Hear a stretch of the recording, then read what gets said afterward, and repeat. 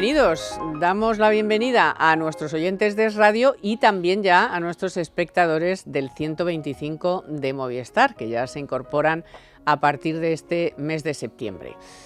Bueno, ¿qué quieren que les diga? ¿Se acuerdan de aquello de los brotes verdes, de la Champions League? Bueno, pues con eso nos engañaron, con eso querían hacernos creer que éramos tontos y que no venía una crisis y que no pasaba nada, que eso era una cosa circunstancial, que era cosa de los antipatriotas y la gente pesimista y estos periodistas y estos economistas que son que no, ¿verdad? Bueno, pues ahora Calviño, que es la ministra de Economía, esta que iba a ser, la que iba a poner orden y iba a ser la que iba a contener todo lo que fuera el socialismo y el populismo y la izquierda y tal. Bueno, pues esta señora Calviño, que venía de Europa con todos esos títulos impresionantes, ahora dice que en lo que estamos es en la maduración del ciclo. Entonces yo nada más que les voy a dar unos pequeños datos para que vean que efectivamente, o yo tengo un concepto distinto de lo que es la maduración, no les digo ya del ciclo, pero se ve que es distinto al que tiene el gobierno. En agosto el paro fue el dato peor en 10 años. Fíjense que 1.750 personas perdieron su empleo cada día. Cada día del mes de agosto 7.000 personas se dieron de baja en la Seguridad Social. El consumo eléctrico ha caído la compra-venta de casas, la firma de hipotecas, la venta de vehículos, el turismo en julio agotadito, los pedidos industriales, la compra de bienes de equipo, la confianza de los consumidores, los precios de la vivienda, incluso ya va a sumar ya cosas negativas. Acaban de publicar en la cuenta del Ministerio de Economía los últimos indicadores adelantados, que son presentes y algunos futuros. Bueno, casi todos están en negativo. Y esto lo hace el Ministerio de la ministra que dice que estamos en la maduración del ciclo. Bueno, una vergüenza.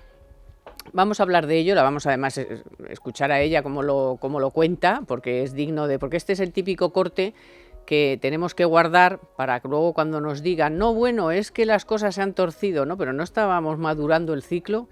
Bueno, pues lo guardaremos. Después hablaremos de ese ladrillo, tostonazo de 370 medidas que le ha endiñado Sánchez a Podemos y que no traga, claro. Aparte de que la habrá dejado descalabrado, otra cosa no. Pero hay que decir que a pesar de ser un ladrillazo y que en vez de 370 pues podía ser 100 igual que 500, o sea, da igual porque es punto y pone, pues, pretende, haremos, no sé qué, volveremos, tal, eso lo puede hacer cualquiera en una tarde, ¿verdad? Pues sí que hay cosas muy preocupantes y más en el momento, en el ciclo en el que estamos, que no es de maduración sino de desaceleración radical, pero bueno. Y hay cosas ahí muy preocupantes sobre las pensiones, sobre el salario mínimo, gasto público, que ya hay personas que han hecho los cálculos y podemos estar hablando de 30.000, 35.000 millones de gasto público. Y bueno, pues eso se merece un comentario, aparte de que sea una serie de improperios, una serie de cuestiones que se le han planteado a la izquierda radical para ver si traga, muy preocupantes para la situación de la economía española. Porque además no es solamente cómo está ahora la economía española, sino cómo puede llegar a estar teniendo en cuenta la que está montada en el Reino Unido, lo que va a pasar en Italia, que no creo que el gobierno que se vaya a formar, si se acaba formando, vaya a durar mucho. Pero es que además tenemos Argentina, que afecta mucho a España, y tenemos el resto de la Unión Europea. Ayer salieron los datos del Producto Interior Bruto del segundo trimestre y la economía de la eurozona ha crecido un raquítico 0,2%. Bueno, pues con todo esto y bastantes cosas más, empezamos el programa. Economía para todos con Carmen Tomás.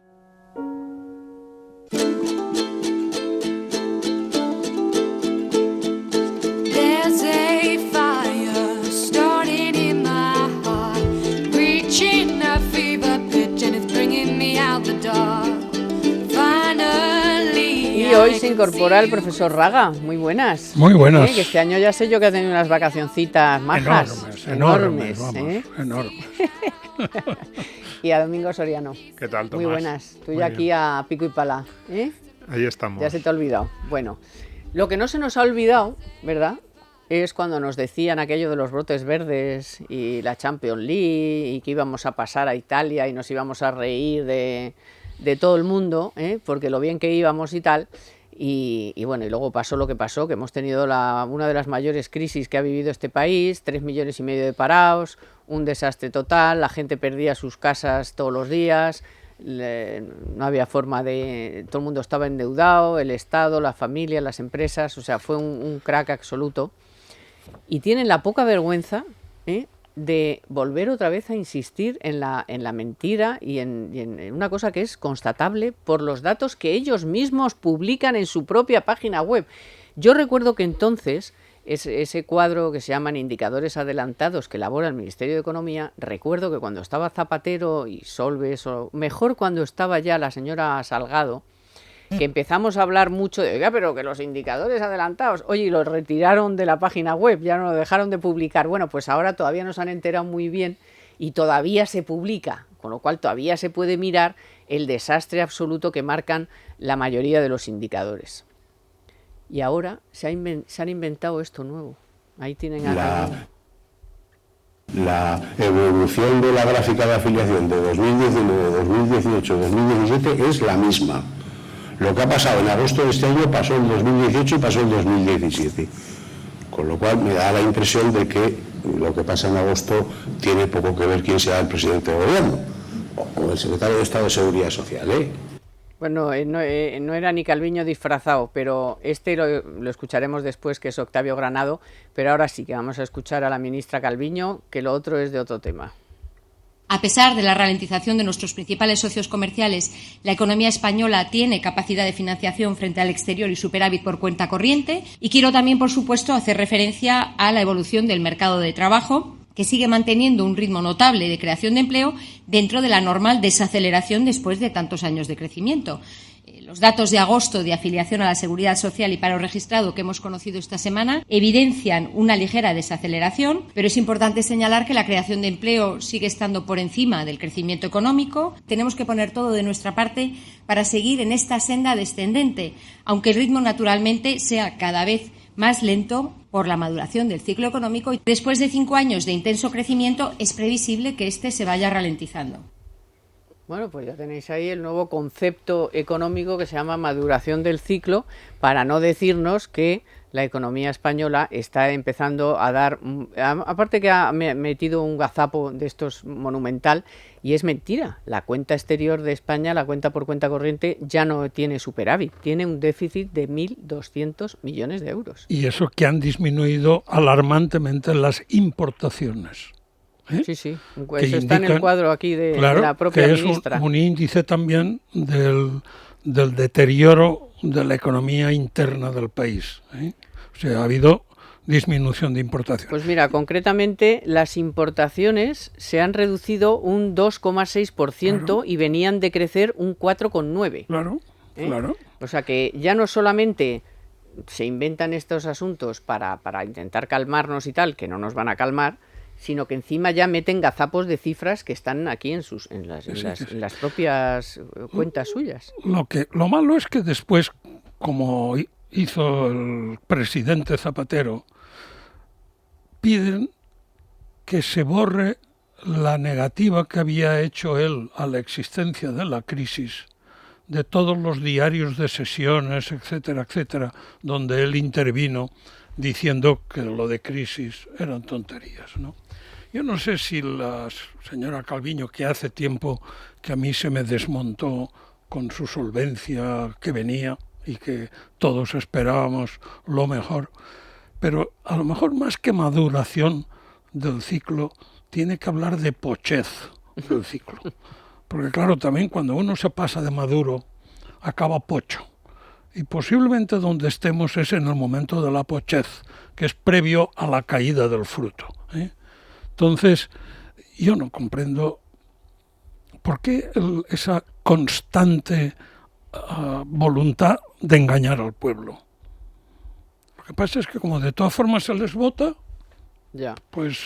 Bueno, Domingo, incluso este verano hemos vivido el momento aquel en el que Calviño dijo que iba a revisar al alza la previsión de crecimiento para este año, y esta semana se ha descolgado con que es que, bueno, un gobierno en funciones no debe cambiar, no puede cambiar las previsiones, con lo cual dices, ¿pero qué me estás contando? Si lo dijiste en funciones, ¿por qué ahora no puedes hacerlo en funciones? O sea, es una cosa... Pueden aprobar decretos, los viernes sociales. Exacto, sí, pero a poner unas previsiones, que es un papel ahí con un cuadro, eso no. Pueden gastarse 30.000 millones más, pero no pueden. Pero dice mucho que hace un mes escaso dijera, voy a revisar al alza la previsión de crecimiento, y ahora diga, bueno, no lo hago, y además no lo puedo hacer porque estoy en funciones. Sí. Mieditis.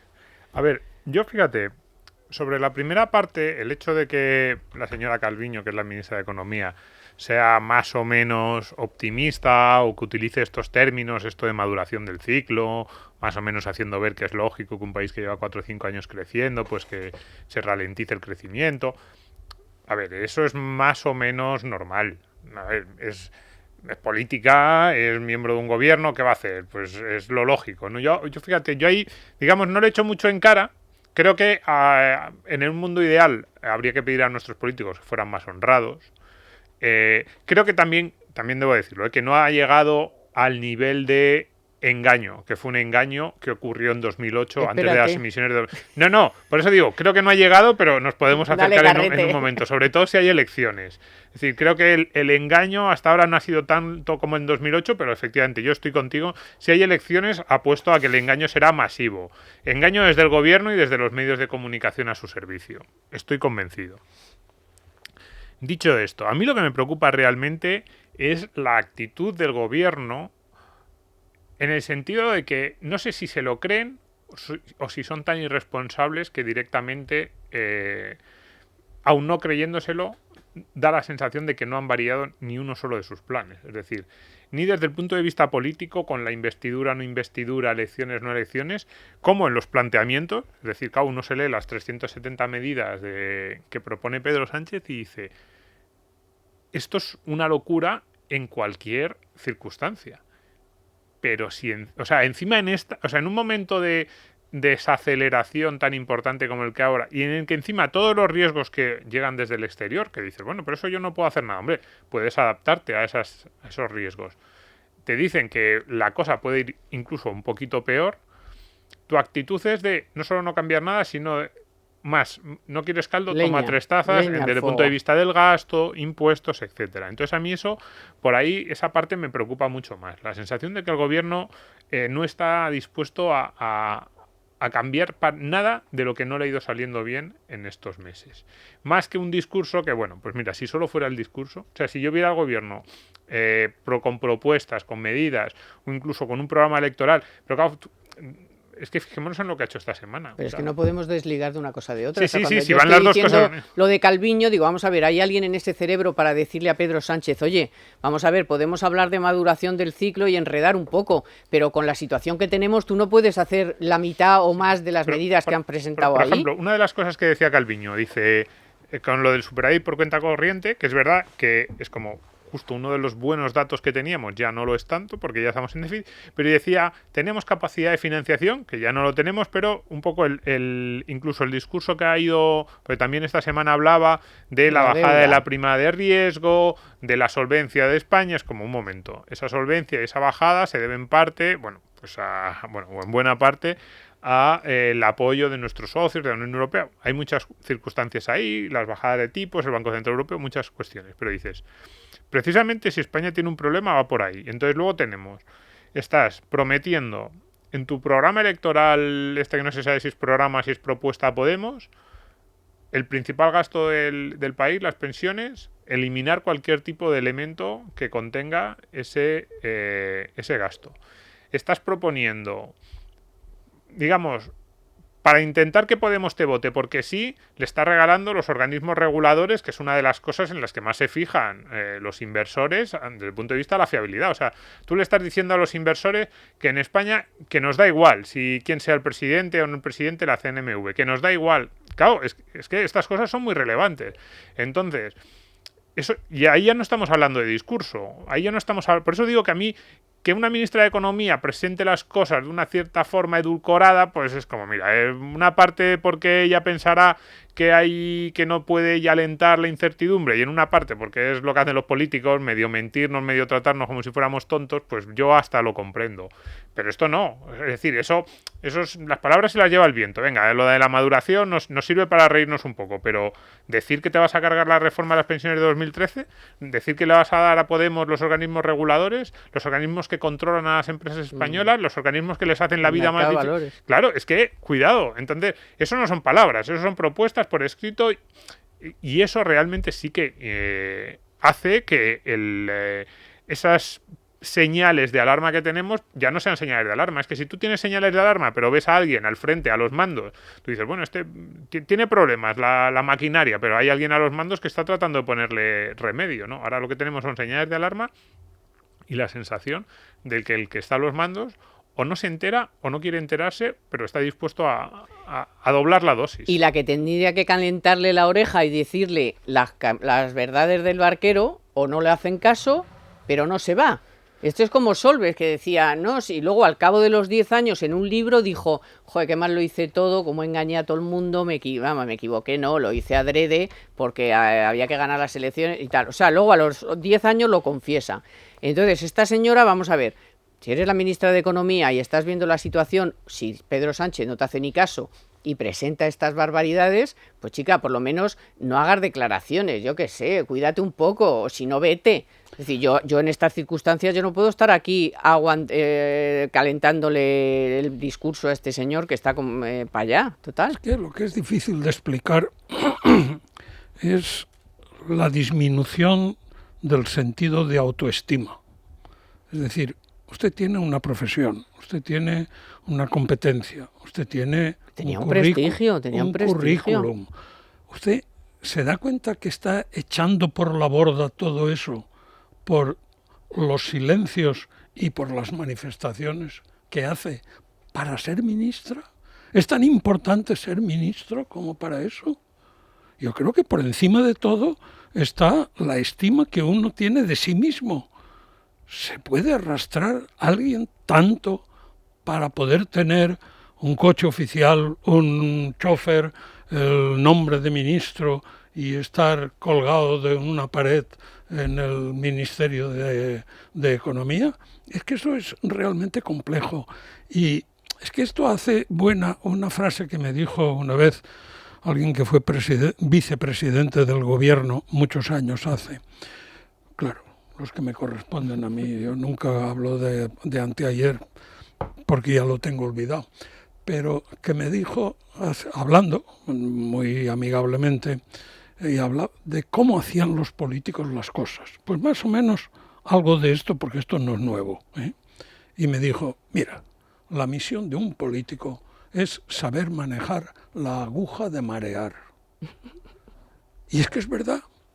Yo le diría a la señora Calviño, a ver, dígame usted, ¿pensó alguna vez solo cuando escribió sobre la teoría del desarrollo y el ciclo económico que había una etapa del ciclo que era de maduración?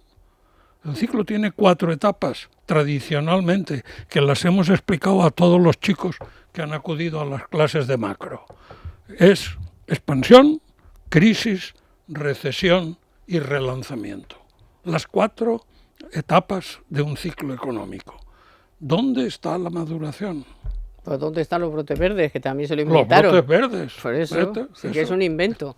Bueno, de todas maneras, vamos a hablar un poco más efectivamente, de la gravedad de cargarse no solo la parte importante, mollar, de la reforma laboral, que ahí hay discusión en el gobierno, en funciones, y no se sabe muy bien y tal, si al final tirarán para un lado, tirarán para otro, pero por ejemplo, RC, si quiere su apoyo, RC va a presentar en breve una PNL en el Congreso para derogar la reforma laboral. Por supuesto, está en el ADN de Podemos. Pero ¿y cuál es la discusión en el gobierno que ves? Porque yo, sinceramente, leyendo... No, he leído que Calviño no está muy de acuerdo en cargarse algunas de las cosas que se quiere cargar. Mira, pues, aparece otra vez Calviño. Pues que se lo diga a alguien, porque yo, por ejemplo, programa común progresista, reformaremos la regulación del despido para revisar las causas del despido objetivo. Esto nunca había estado encima de la mesa, las veces que habían dicho reformaremos los aspectos más lesivos, siempre parecía que se referían que si la ultraactividad, no, y el sectorial y el la regulación del despido, para revisar las causas del despido objetivo, que ni siquiera la reforma laboral logró acotarlo lo suficiente como para que los tribunales no hicieran algunas barbaridades que han hecho, pero después de muchísimos años de judicialización de las relaciones laborales, por lo menos algo puso de orden aquella nueva regulación del despido objetivo.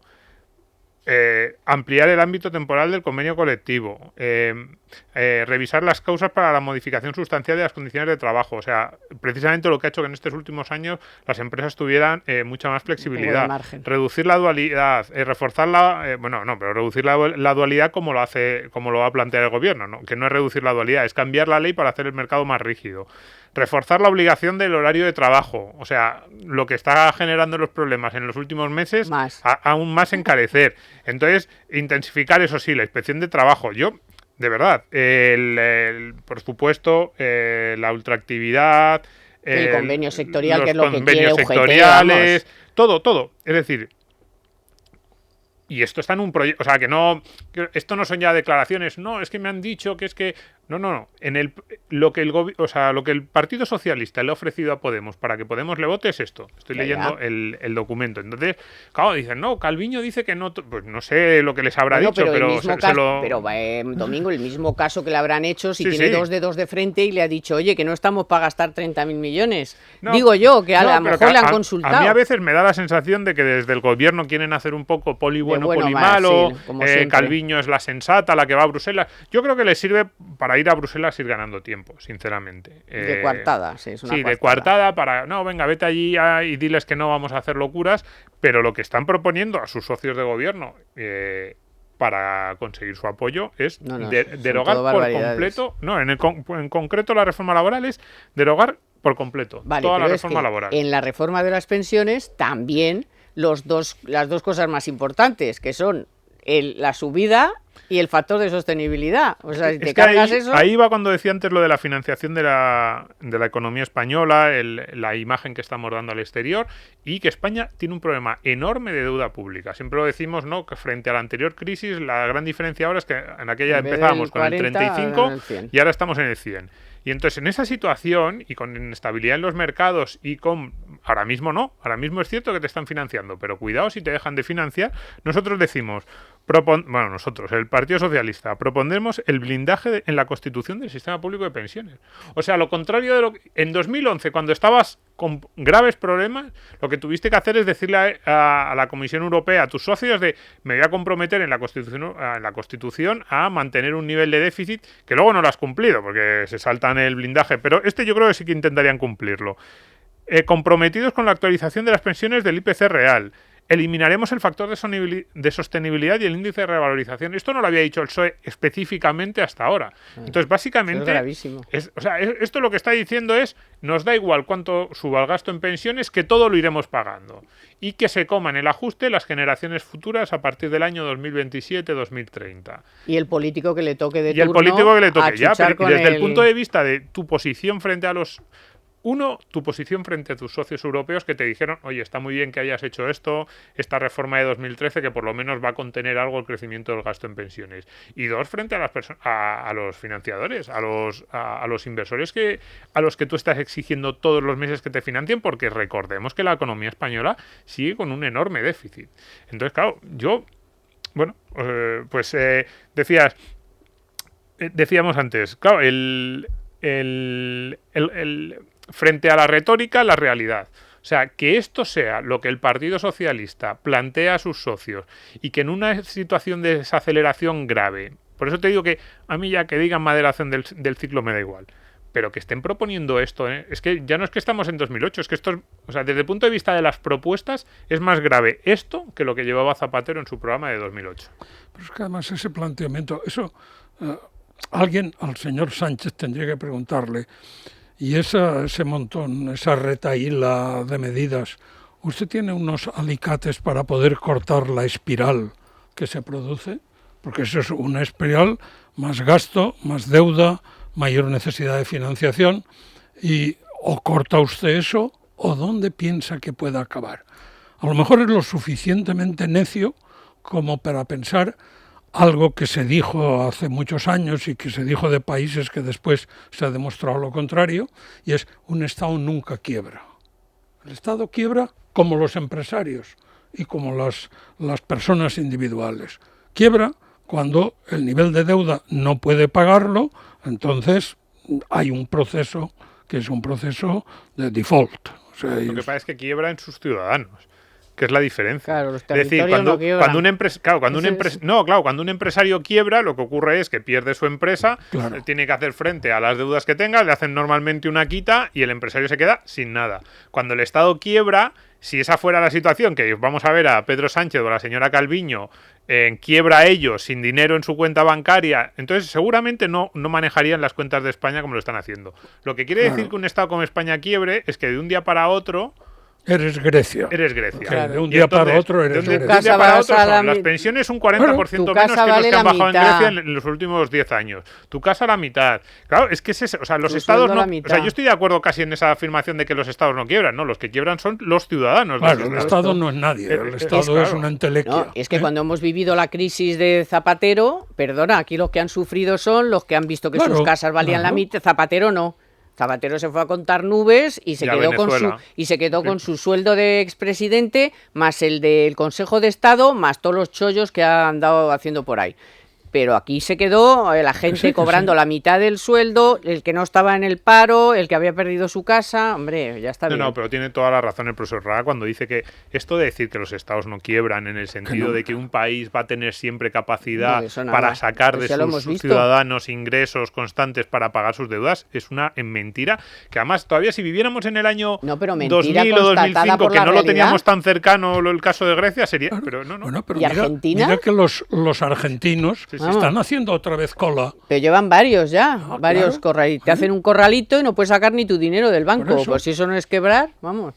Bueno, una cosa, antes de ir a la noticia de la semana de Telefónica, para que lo vayáis pensando, vamos a escuchar ahora a Octavio Granado, amigo tuyo, que es el que lleva el tema de las pensiones en este país, que dijo una vez, al poco de llegar, dijo dos verdades como dos templos y ya no volvió a hablar, hasta ahora hace poco que ha metido otra vez, que no se sabe para qué tiene que hablar, porque es que no pinta nada en ese gobierno. Se lo quieren quitar de en medio. Porque... Claro, dijo, al sistema de pensiones le quedan 10 años. Bueno, ya no hables más, y es el único que sabe, de todos los que están ahí, es el único que sabe de lo que se trae entre manos.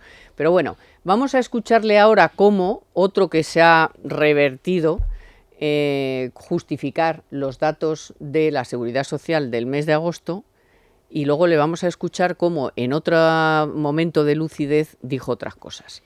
Vamos primero con la noticia de la semana de Telefónica.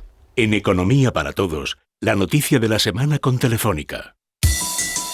Más que buena, es una regular noticia, porque la verdad es que España dejó de recaudar 1.806 millones de IVA en 2017 por el fraude, errores de cálculo o por lo que fuera, pero lo dice la Comisión Europea. Fíjense, más de 1.800 millones menos de lo que debía en la recaudación de ese año. Las causas, como les digo, tienen que ver con el fraude, también con la evasión fiscal y también con, dice la Comisión Europea, errores de cálculo. La pérdida es del 2,4%, aunque miren, pues esta sí que es una mejor noticia, porque es una de las menores pérdidas en la Unión Europea, ya que los países en conjunto registran de media un agujero del 10%, que en total son casi 140.000 millones dejados de recaudar. En Economía para Todos, la noticia de la semana con Telefónica.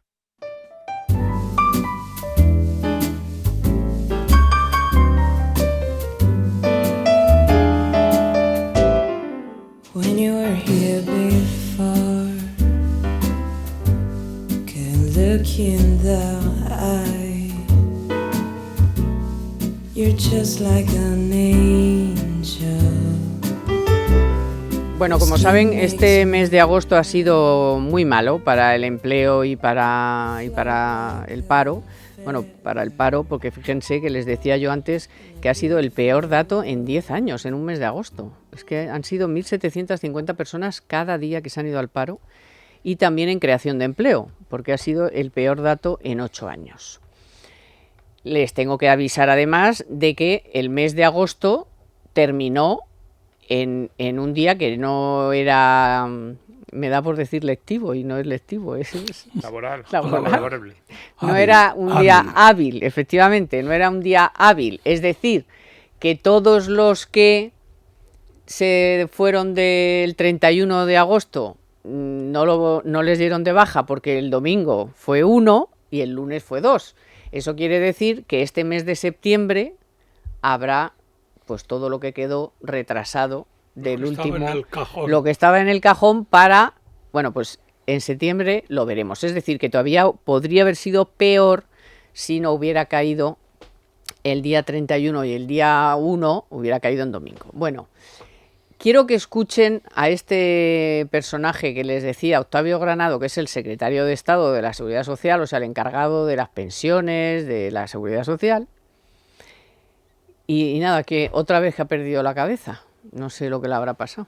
La evolución de la gráfica de afiliación de 2019, 2018, 2017 es la misma. Lo que ha pasado en agosto de este año pasó en 2018 y pasó en 2017. Con lo cual me da la impresión de que lo que pasa en agosto tiene poco que ver quién sea el presidente del gobierno o el secretario de Estado de Seguridad Social, ¿Eh? Que yo no he tenido nada que ver con esto, que esto a mí no me va. Primero que no es cierto, porque si coges realmente la estadística, los números no son los mismos. De hecho, estamos hablando de que es el peor dato en 8 años. O sea, no me venga con Monsergat ni me saque lo que le conviene de la estadística. Y luego, es una pena que se haya tenido este comportamiento porque nos gustó que este hombre, muchos años después, como Solbes, Víctor, nos dijera esto otro sobre lo bien que lo hicieron.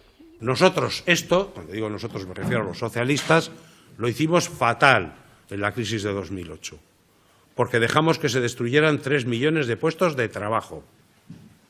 Y como lo hicimos fatal, ya es hora de que alguien lo diga. Y yo no tengo ningún problema en decirlo. Lo hicimos fatal. Teníamos que haber sido capaces de lo que hizo el gobierno de Felipe González en el 92.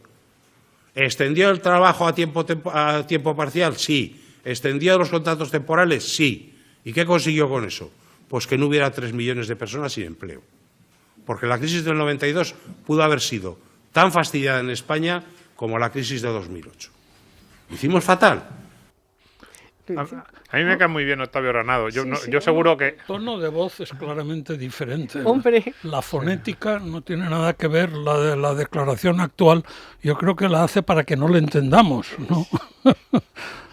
Se le nota que aquí estoy diciendo la verdad, lo que pienso, lo que siento, claro, y aquí estoy diciendo lo del carril que me han dicho, anda, ahí sal ahí y di algo y da la cara. Sí. Ahí estaba hablando con contundencia, ¿eh? O sea, ahí no había dudas de lo que estaba diciendo. Entonces, siguiendo con por Domingo, vamos a ver, esta persona es una persona cualificada, es capaz de haber dicho en público, joder, lo hicimos fatal, hicimos las cosas muy mal, llevamos a 3 millones y pico de personas al paro, y ahora es otra persona que está viendo este documento, está viendo cómo se van a cargar el mercado laboral, se van a cargar el sistema de pensiones, y va y al día siguiente está diciendo estas cosas. Entonces, eso es lo que yo de verdad me pone negra. O sea, váyase a casa. Es así. A mí Octavio Granado me cae muy bien. Yo seguramente nosotros a él no tanto, porque le hemos hecho noticias, pues dando los datos, por ejemplo, sobre las pensiones,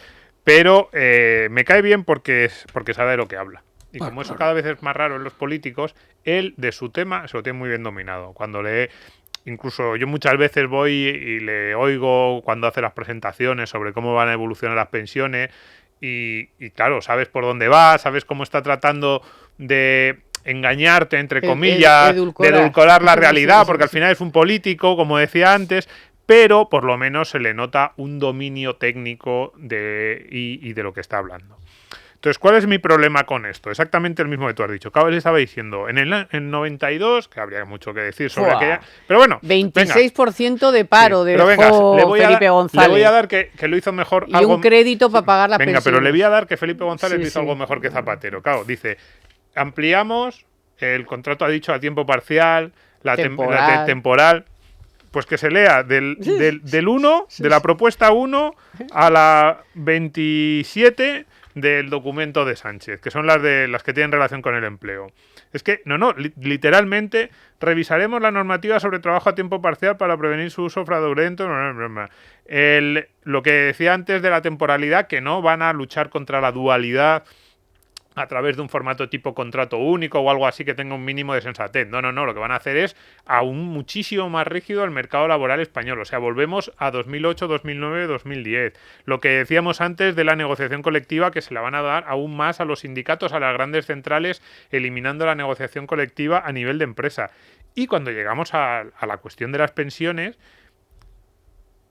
lo que decíamos antes, básicamente blindar el sistema público en la Constitución, que lo que suena es a esto va a seguir creciendo de gasto hasta que un presidente del gobierno ya no solo tendrá que tener valentía para aprobar un presupuesto que te limite el incremento de cada año, es que tendrá que ir a cambiar la Constitución. O sea, lo que le vamos a obligar es al presidente del gobierno que se encuentre ahogado y literalmente sin un euro en la caja, a que primero cambie la Constitución, si tú se la blindas previamente. El IPC real y de todo eso dices, ¿y esto cómo lo vas a financiar? Porque no hay ni una sola propuesta de subida de impuesto real grande, que no es que yo la quiera, pero por lo menos diría, hombre, no hay nada. Entonces, con el objetivo de garantizar la sostenibilidad del sistema público de pensiones, incrementaremos progresivamente la aportación del Estado. ¿De dónde lo sacas? No, eso no se dice. O sea, simplemente pues lo sacaremos de otra partida. Abre el cajón y dice, venga, toma. Redefiniendo las fuentes de financiación. O sea, que se van a poner a mover las cajas del presupuesto para decir que hay menos déficit en la seguridad social, encalomarse al Estado sin ningún tipo de propuesta de cómo vas a incrementar el gasto. Oye, un momento, que estamos hablando de 3 puntos del PIB el incremento del gasto en pensiones que tendría que cargarse la reforma de 2013, según la IREF, que esos son 30.000 millones. No son 30.000 millones el primer año, es una media de cómo iría subiendo, pero de aquí a 2050 la media es 3 puntos del PIB. ¿De dónde lo van a sacar? Es que claro, y luego dice el secretario de Estado de la Seguridad Social que él no ha tenido la culpa de lo que ocurrió en agosto, cosa que yo estoy más o menos de acuerdo, pero efectivamente, cuando dice los socialistas lo hicimos fatal, y es como, ¿y qué estáis planteando? Bueno, la subida del salario mínimo con la que él se supone que forma parte de ese gobierno y ha estado de acuerdo, ya empieza a dar sus frutos, esto sí que pochos, son frutos pochísimos. Excusas de mal pagador, o sea, esto no... Eso de yo no tenía nada que ver, oye, usted pertenece a un gobierno que ha tomado unas medidas que están llevándonos a esto, porque el salario mínimo interprofesional en un 22,3% está dando estos resultados, porque está afectando más a los jóvenes, y ya se dijo, los jóvenes con menos formación son los que más van a sufrir, las mujeres y es lo que está pasando. Además, hay un componente naif en las medidas, ¿no? O sea, ¿usted cree que por blindar en la Constitución una obligación, la obligación se cumple? ¿De dónde saca usted el dinero para cumplir eso? Este es un planteamiento muy naif, ¿no? Yo lo pongo. Dice, y ya está. Como lo hemos blindado en la Constitución, bueno, pues no se cumplirá y nos pegaremos todos un tiro. A ver, ¿qué vas a hacer? Si no hay recursos, no hay recursos. Es que es así. Yo siempre digo que esto, al que le gusta, al que se sienta tranquilo con el blindaje en la Constitución, que ponga en Google que busque la ley de seguridad social de Grecia en el año 2010, claro. Y ya verá como los políticos griegos habían hecho una ley que yo no la he visto, pero estoy convencido que artículo 1, las pensiones públicas griegas están garantizadas, pase lo que pase, los jubilados griegos no tienen nada que temer porque allí sería el pacto de Salónica, o no sé de dónde será. Y los portugueses el también. Pacto de los griegos, sí, seguro. Por también eso le bajaron un 30%. Pero que el que se quede tranquilo, es que pues eso, que lo busque, lo busque en Google y luego ponga el traductor. Y ya verá lo blindadísimas que estaban. Bueno, y las de los argentinos, ni te digo, bueno. Las cuentas de los argentinos estaban, no es que estuvieran blindadas en el año 99, en el 2000, ahora todo es blindadísimo. Claro, sí, yo estoy completamente de acuerdo. No, pero estando de acuerdo en que es una cuestión completamente absurda, es decir, las pensiones se pagan con lo que sale de los presupuestos generales, con lo cual si un año no hay dinero de los ingresos de los presupuestos generales, se dejarán de pagar las pensiones, no todas, si es que cuando decimos esto, pero se bajarán un 5, un 3, un 2, en función de lo que quede. Pero sí que es importante, porque desde el punto de vista de un gobierno, en el corto plazo, cuando hay tensiones financieras en los mercados, claro, nos situamos en una posición similar a la que pudimos vivir en el año 2010 y 2012. Nerviosismo en los mercados, tensiones sobre la deuda soberana, tú tienes un 100% de deuda sobre el PIB y de repente te empieza a subir la prima de riesgo. En ese momento, que es lo que nos pasó en 2010 y 2012, ¿qué hicieron los dos gobiernos españoles? Por cierto, uno de ellos Zapatero, en 2010, cuando también desde Bruselas le dijeron, oye, que es que se te viene el país abajo. Pues llegó el día 11 o 12 de mayo de 2010 y dijo, 11 de mayo creo que fue, vamos a tomar las siguientes medidas. Y entonces el famoso aquel plan, vamos a congelar el sueldo a los funcionarios, y lo pudo hacer. En la tribuna del Congreso dijo, yo, presidente del gobierno, que tengo una mayoría que me lo permite, voy a tomar toda esta serie de medidas para controlar algo el gasto y para que el déficit no se me vaya, aunque luego se le fue al 10%, pero bueno, por lo menos lanzó el mensaje de vamos a intentar algo. En 2012 el gobierno de Mariano Rajoy, pues algo también pudo hacer. Pero imaginémonos esa misma situación de tensión en el mercado y tú en la Constitución y el mercado, y tú dices, no, voy a controlar el gasto en pensiones, y te dicen, no. Es que, o sea, el proceso legislativo normativo que tendrías que seguir para hacerlo sería mucho más grave y tu capacidad, digamos, tu credibilidad frente al mercado y frente a tus socios europeos que nos han sostenido durante todos estos años es mucho menor, porque te dirán, oye, es que lo tienes ahí puesto tallado en piedra. Sí, entonces, sí. Es cierto, como dice el profesor, que es un wishful thinking, esto de decir, no, como lo dice la Constitución, vamos a pagar las pensiones.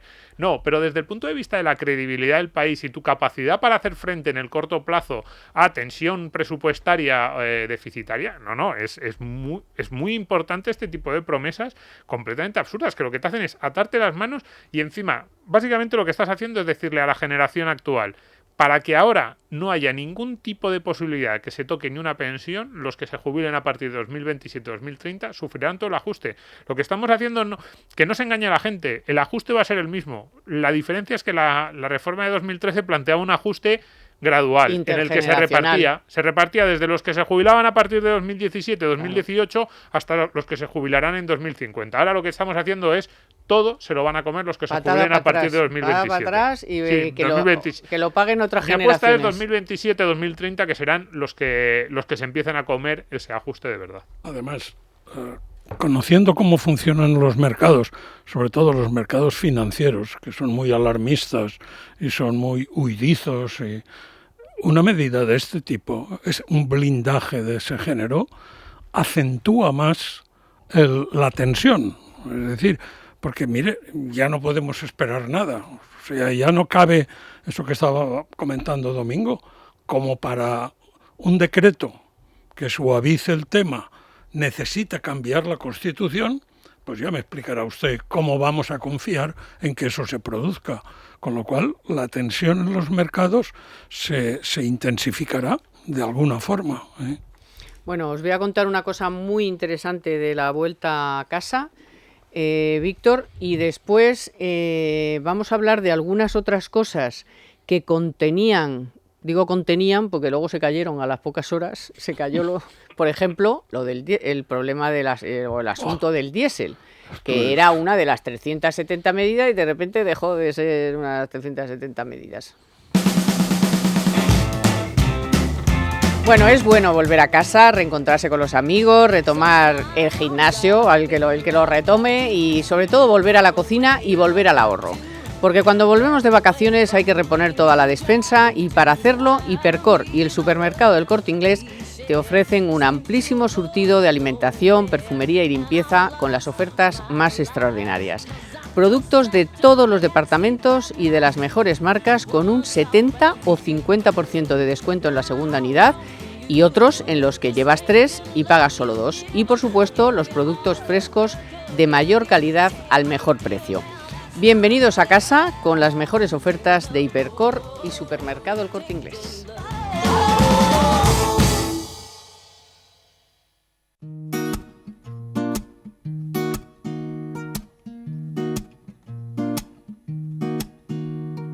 Oops, I did it again. I play with your heart, got lost in the game. Oh, baby, oops, you think I'm in love. Got sent from above.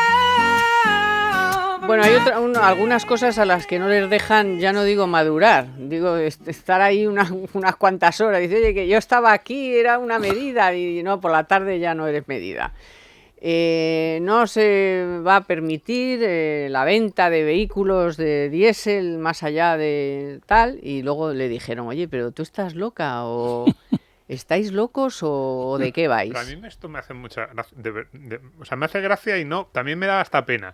Yo, al profesor que... Pero tú porque eres un alma de Dios, un alma de cántaro. No, porque yo estoy Es que pensando... eres alma de cántaro. No, el profesor que ha visto muchas administraciones, que nos contaba antes sobre un vicepresidente, y yo me pregunto, a ver, este documento, digo yo, que habrá tenido una redacción, me imagino que relativamente... se habrá alargado en el tiempo, quiero decir. Claro, coordinada, se lo han mandado a los ministerios. Yo me imagino a los técnicos del Ministerio de Industria. Oye, ¿qué propuesta hacemos? Ahí los tipos ahí dándole vueltas a la cabeza. Oye, vamos a prohibir esto, el diésel, no sé qué, se han tirado ahí y de repente presentan su documento, que es cierto, yo considero, además esa medida en concreto me parece una memez absoluta. Ahora explicaré por qué. Y a los 5 minutos te aparece el otro ministro y te dice todo esto que os habéis tirado tanto tiempo que no, que la medida estrella que nos la cargamos. Yo no sé cómo se sentirá esta gente. Esto me llama la atención. O sea, yo además yo creo que no sé, esto, ya, pero esto no es normal. No, pero al margen de eso, Domingo, el daño que se está haciendo con este asunto, porque es que ya no es de ahora de este documento, es que esto viene ya desde que la señora Maroto le dio por decir al diésel le tiene los días contados. Oye, desde entonces, las ventas de coches. Usted todavía no se ha enterado de lo que supone la industria del automóvil para este país. Los puestos de trabajo, 2 millones de personas dependen de ese sector, porque no solamente producimos los coches, no, es que producimos los componentes de los coches, que es lo más importante que hacemos nosotros y que es industria española. Lo otro, bueno, pues somos la Ford, la tal, la cual no. Esto es español, la industria española y todo lo que hay alrededor de todos los polígonos donde se fabrican las piezas y no sé qué. O sea, yo creo, me parece que recuerdo que son como 2 millones de personas que de una forma u otra dependen del sector del automóvil. Y estos llevan jugando con el sector del automóvil desde hace año y pico. Claro, ya este agosto ha sido la debacle total. Pero es que ahora es lo mismo. O sea, es que uno, ¿qué decisión va a tomar? Y luego añado, la Comisión Europea, o sea, eso que llamamos Bruselas, esta semana, en respuesta a una pregunta del gobierno danés sobre esta misma circunstancia de ¿podemos dejar de que se vendan los coches? Y le ha dicho que no. O sea, ¿pero qué hacemos nosotros yendo más lejos de lo que, o sea, por ejemplo, Dinamarca ha preguntado? Aquí hemos preguntado, porque si hubiéramos preguntado nos hubieran dicho que no. Entonces, ¿qué hacemos poniéndolo en un documento y diciéndolo públicamente? Es que la medida es que es absurda, porque...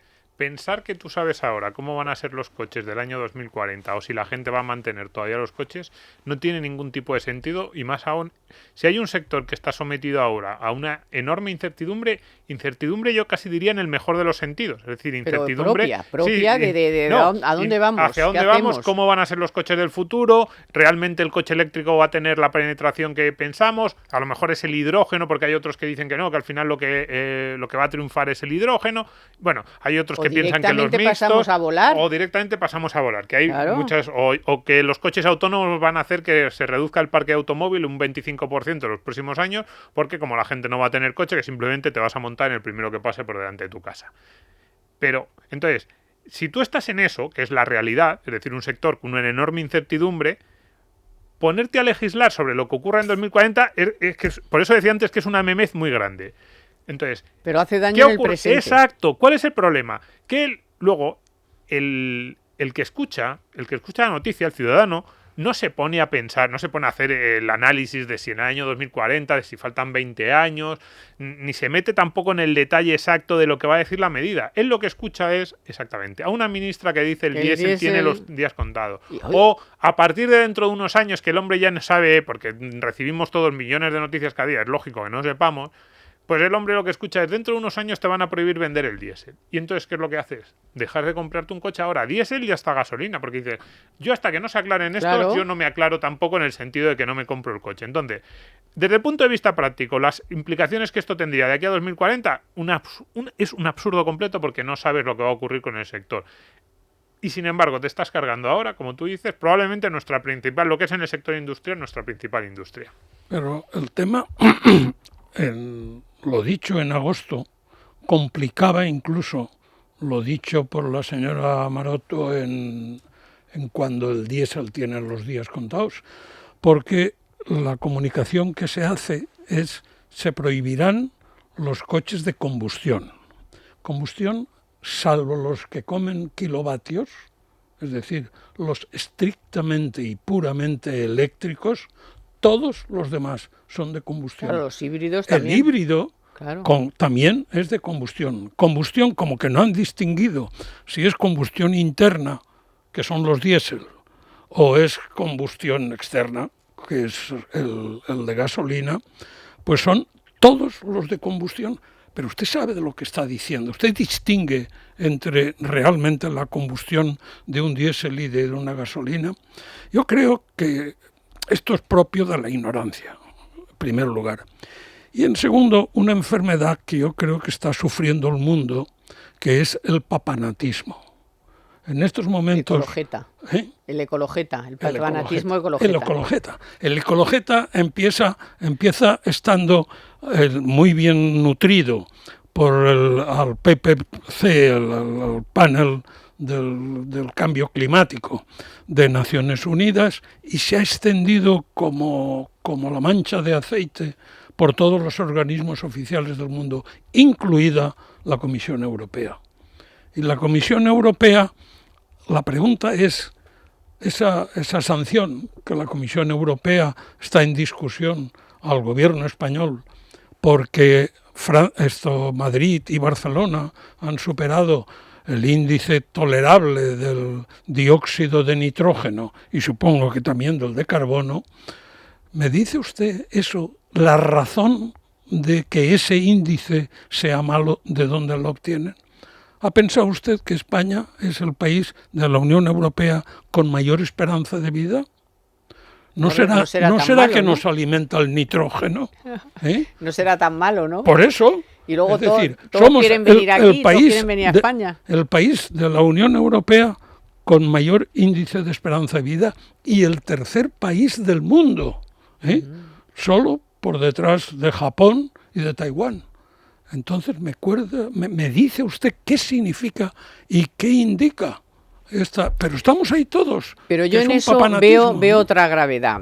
Primero, la señora Marot de forma irresponsable dijo aquello del diésel, pero es que después ya te han explicado desde el sector, te han explicado desde Repsol que Brufau no le habla a la ministra Brufau porque se le ocurrió decir, oiga señora, que es que el diésel de ahora no contamina, primero, no contamina lo de antes, pero es que contamina menos que la gasolina.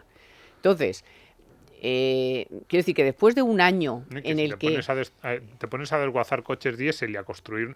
Es que construir un coche también... O sea, la suma de cuánto contamina un coche es cuánto contamina en marcha y cuánto contamina su construcción. También el eléctrico. Su producción, perdón. Pues ahí voy. Es las que baterías. Hay muchos de los componentes... Los kilovatios nos los da Dios. Es que muchos de los componentes del coche eléctrico acaban contaminando más en su proceso productivo. Entonces... Además, ¿de dónde saca usted las baterías? Empecemos por ahí. No, pero por eso digo yo que me resulta ya insultante que después de un año de debate en el que ha quedado claro, primero, que no sabemos qué va a pasar en el 40, que usted ha quedado fatal porque es que el diésel, señora mía, oiga, la gasolina contamina más los coches de los últimos 4 o 5 años. Vale, que tenemos un parque muy antiguo y que es un parque de diésel antiguo que puede estar contaminando. Vale, pues haga usted unos planes, hable con los que saben, hable con los fabricantes, hable con los vendedores, yo qué sé, con la gente que sabe, pero que un año después y pico de debate sigan poniendo ahí, en ese papel, que eso no habrá venido, si que se ha venido del ministerio, ¿cómo es posible que 2 horas después se caiga? Entonces eso es lo que a mí me parece un insulto a los ciudadanos, o sea, que a sabiendas de que eso es un mensaje falso y mentiroso, sigan insistiendo en ese papel. Pues porque quieren congraciarse con los ecologetas, como decías. Ya, pero si fuera lo único... Es que si luego, por ejemplo, luego lo tienes que quitar... Sí, pero son anuncios muy irresponsables, como por ejemplo el tema de la vivienda, anunciar las restricciones al alquiler, que también lo ponen en el documento, vamos a controlar las subidas de alquiler, entonces alguien que esté pensando poner ahora su casa en alquiler, ¿qué es lo que se plantea? A ver si una vez que yo tengo al inquilino allí con unas condiciones, me aprueban una ley con efectos retroactivos para el que ya esté y yo no puedo echar a ese inquilino, con lo cual mejor me espero hasta que se apruebe, entonces restringes la... O sea, lo que pasó, o incluso que pasó el mes y pico ese que tardaron en hacer el decreto. Haciendo anuncios absurdos a futuro, lo que estás haciendo es que la gente le entre la incertidumbre, te entra miedo e incertidumbre y empiezas a tomar decisiones ahora. ¿Y qué ocurre? Que estás aún más en un mercado como el de alquiler, que necesitaría que se ampliase la oferta, restringiéndola. Por eso es que ni siquiera... O incluso, Domingo, si estás a tiempo, no compro el piso que pensaba dedicarlo al alquiler. Claro, porque para y hago una inversión en un título que no esté bajo la égida del señor Sánchez. Que es difícil, no debe haber muchos, no debe haber muchos. Bueno, pues, en fin, podríamos seguir comentando algunas otras de las que se te abrirían las carnes, pero es que ya... Venimos todos de vacaciones y tampoco es para yo creo que ponerse. la dosis de hoy ya es suficiente. Así que muchas gracias, profesor Raga. Muchas gracias, siempre Carmen, sus lecciones muchas que nos gustan mucho. Domingo, gracias, el gran Tomás. experto. Por cierto, para el próximo prepárate, que he escuchado a Macron, que ya no va a hacer caso a la reforma de las pensiones de Sarkozy, sino que va a coger la de Hollande. Sí, bueno, están ahí los franceses... Bueno, por lo menos están discutiendo sobre el tema importante. A ver, no como aquí. Macron, el planteamiento que sacó hace un mes y medio de reforma de las pensiones, que sacó un documento que impulsaba él, se lo hizo como una especie de comisionado.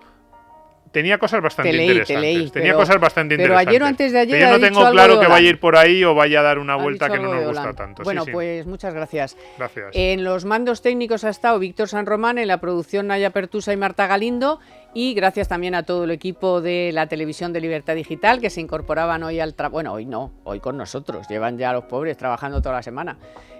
Muchas gracias también a todos vosotros y a ustedes, por supuesto, por estar ahí un sábado más. Nos vemos y nos escuchamos el sábado que viene aquí en Economía para Todos en Es Radio y en Libertad Digital Televisión. Economía para Todos con Carmen Tomás.